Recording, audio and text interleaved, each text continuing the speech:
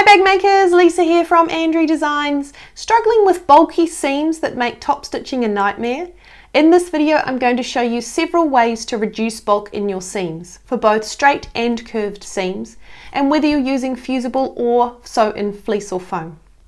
I'll also show you how to trim bulk out of zipper pocket boxes before turning them through, how and why to press your seams from both sides, and even how and when to use a hammer to flatten those extra thick areas.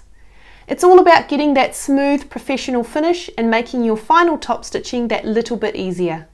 Before we dive in, I'm keen to know, do you already use any of these bulk reducing techniques, or are you trying them for the first time? Let me know.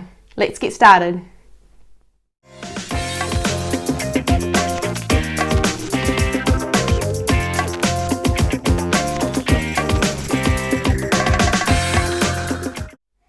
Let's start with trimming fusible fleece or foam along straight edges. For this step I like to use small sharp snips for accuracy. Because it's fused to your fabric, you'll need to gently pull the fleece or foam away as you snip along the stitching line. If you've got any basting stitches holding it in place, you might need to snip around them or even remove a few of them to make trimming easier. It takes a little patience, but it really helps reduce bulk in the finished seam. For this section we're working on the V pouch, and we're at the stage of assembling your pouch. From here all we need to do then is also trim the fleece out of the seam allowance as best we can, just to help reduce a bit of bulk for when we're top stitching our pouch at the end. So just take a nice sharp pair of snips and we're just going to work it in just above the seam allowance or the stitching that we've just made, just to help cut some of the fleece out. And yeah, it just makes it a little bit tidier and it takes a bit of pressure off your machine for that final row of top stitching.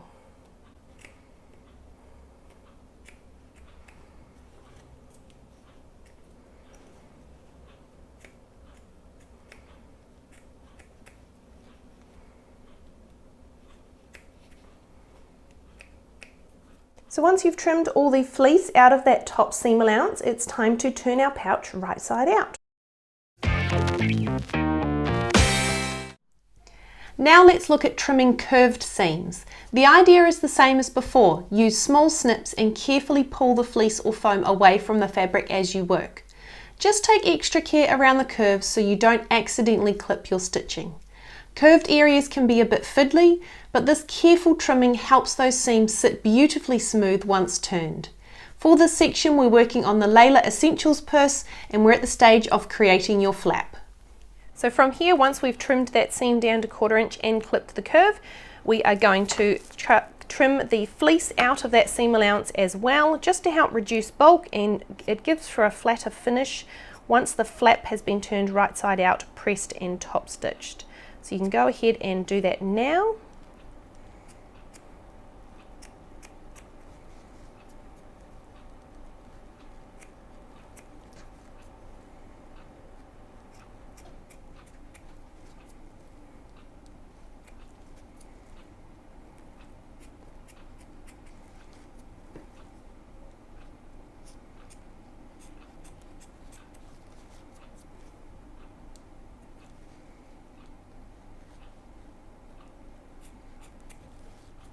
So once you've finished trimming the fleece out of the seam allowance of your flap, it's time to turn it right side out through that turn through cut that we made earlier. Now let's move on to sew in fleece or foam. This one's a bit easier because it's not fused to your fabric. After you've trimmed your seam allowance as per the pattern instructions, you can simply grab the fleece or foam and trim it back along the stitching line with your small snips. It's quick and clean, and again with that little bit of prep it will make your top stitching smoother later on. For this section we're working on the classic market tote, and we're up to assembling your tote. And then I also like to go around, as I said, and snip out the foam just to help reduce the bulk even further and give it a really easy go when you're top stitching around. I just use a pair of snips for that.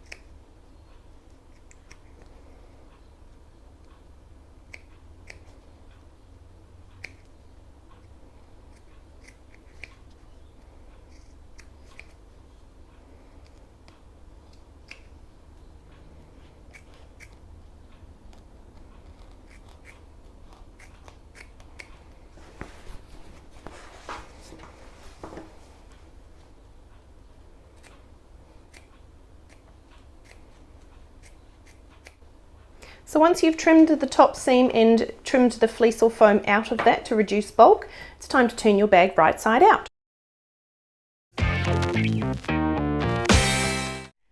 Curved seams with sew-in fleece or foam follow the same idea.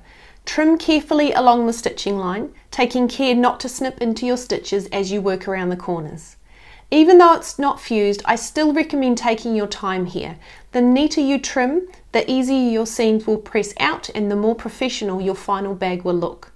For this section, we're working on the That Flap saddlebag, and we're up to the stage of assembling your flap. So if you've used a straight edge to cut your seam allowance down, make sure you then clip or notch the curves so that they're nice and snipped, ready for when we turn it through. But before we turn it through, we're also going to trim the fleece or foam out of that seam allowance just to help everything sit really flat. Once we turn it through, give it a good press and then top stitch. So I just use little snips and I just pick it up, pull the fabric away and just snip close to the stitching, but obviously without actually cutting the stitching as you go.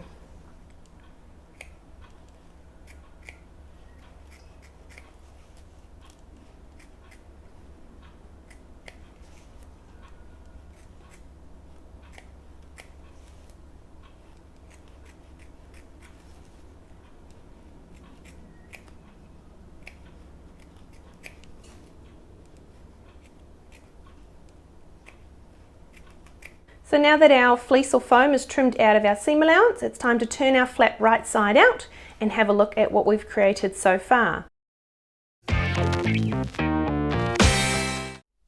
Let's talk about zipper pockets. This is one of the easiest places to accidentally leave too much bulk. It's best practice to trim away the fleece or foam from the box opening during construction before you turn the pocket through. This helps reduce thickness when the pocket and zipper are installed. You'll want to snip right into the corners carefully so you don't cut your stitching. And if you're using fusible fleece or foam, gently pull it off the fabric as you trim along the stitching line. For this section, we're working on the Clio Everyday Wallet and we're up to creating your outer zipper pocket.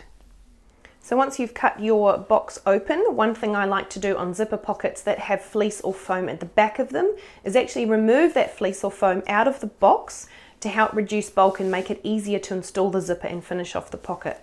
So if you'd like to do that, feel free to go ahead and do that now.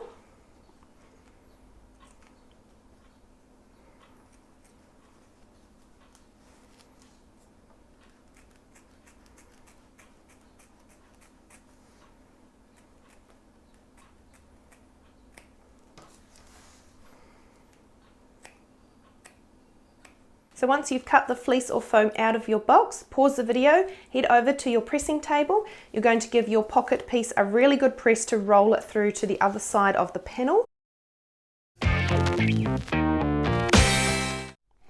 Once your seams are trimmed, pressing becomes the next key step. I like to press from both sides, gently rolling seams out to make sure both panels sit exactly where they're supposed to. This gives you a flatter, cleaner edge and makes top stitching much easier and more accurate.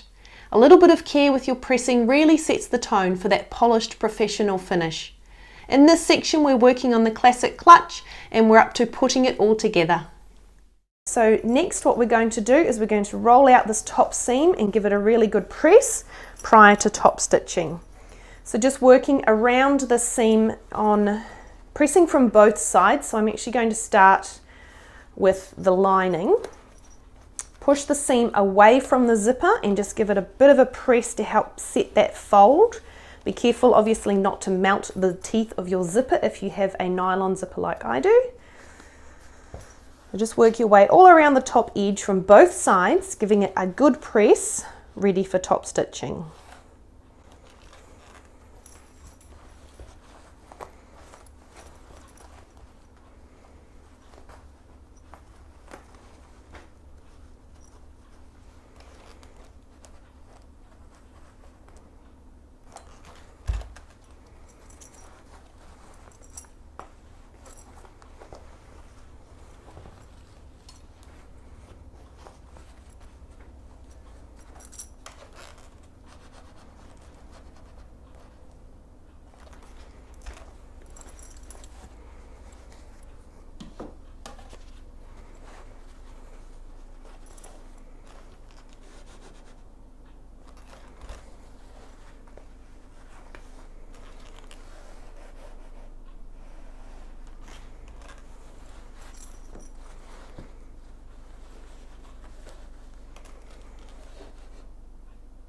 So once you've finished pressing around that top edge of your seam and you've rolled that seam out as best you can, we're going to head over and top stitch it to secure.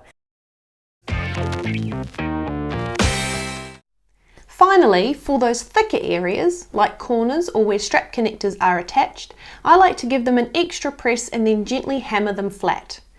This step helps reduce bulk even further and preps the area perfectly for top stitching. You don't need to go overboard, just a few light taps to flatten the layers does the trick. For this section we're working on the Layla Essentials purse and we're up to assembling your purse. And from here we just get to give it a really good press. So we're going to work around the outside of the purse on both sides. So I'm going to start on the lining side. I'm going to work along the top and I'm just going to roll out that top seam. I'm going to try and get it as straight and level as possible, and I'm almost just pulling the lining ever so slightly in, and that's part of why I like to make the lining slightly smaller as well, so that it really is tucked down and gives a nice flush edge.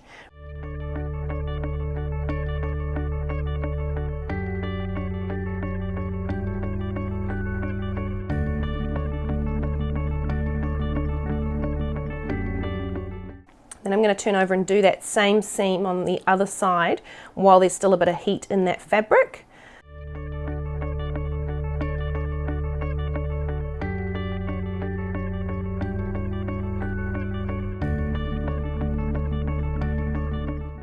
And as I go, I'm actually going to use my tiny little hammer and I'm going to just give a few little taps on these thicker areas such as here and down in the bottom corner, just to help flatten it out. And it's funny, just a few little taps makes such a big difference to these thicker seams. That's all that needed. And now it's sitting a little bit flatter and it will be a bit easier to top stitch once I come to top stitching it.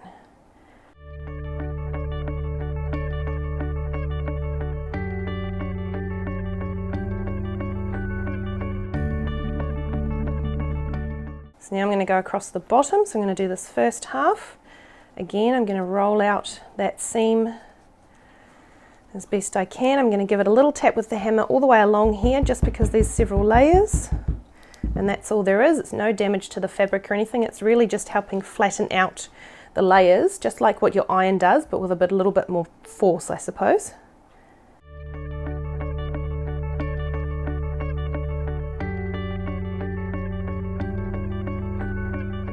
I'm going to come along this side. Now, because of the vinyl, we obviously do not want to iron onto the vinyl, but I am going to hammer and then I'm going to iron either side of it from this lining side.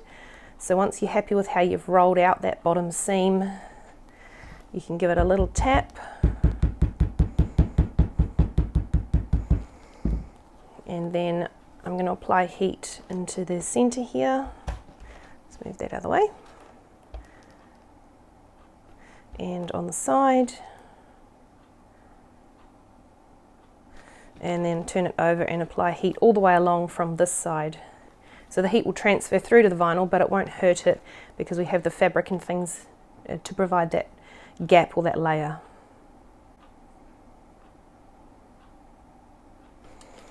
And that's looking beautiful. I'm so happy with that. Okay. So that's good, and as you can see from the lining side, you can see a little bit of the outer. That is absolutely correct. That's what we want, so that when the wallet or the purse, is closed up, everything is nicely tucked in and nothing is sort of poking out and looking not as tidy as it could be. So coming around to this end, I'm going to fold my flap back and out of the way. I'm going to roll out this end seam, and again I'm going to give it a little bit of a hammer, especially at this top corner here. And then I'm going to give it a nice press.